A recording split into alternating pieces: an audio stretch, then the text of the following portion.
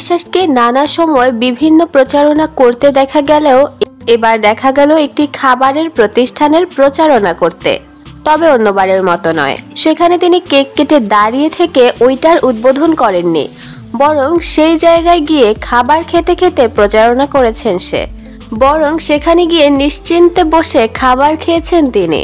অপু বিশ্বাসকে দেখা যায় জনপ্রিয় রেস্তোরাঁ কাচ্চি ডাইনে খাবার খেতে যেতে।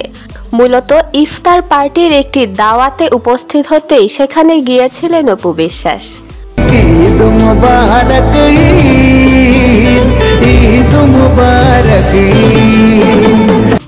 অন্যদিকে ঘুরে আসা যাক দিশা মনির কাছ থেকে। আমরা সকলেই জানি মুক্তি পেয়েছে নুসরাত ফারিয়া অভিনীত কন্যা গানটি। জিন 3 মুভির এই গানটি বর্তমানে হাইপে রয়েছে ফেসবুকে।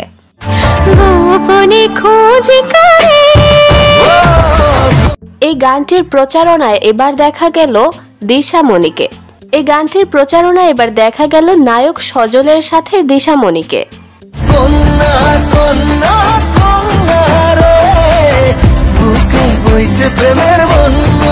সজলের সাথে দিশা মনিকে দেখা গিয়েছিল শিশু শিল্পীর ভূমিকায় অভিনয় করতে।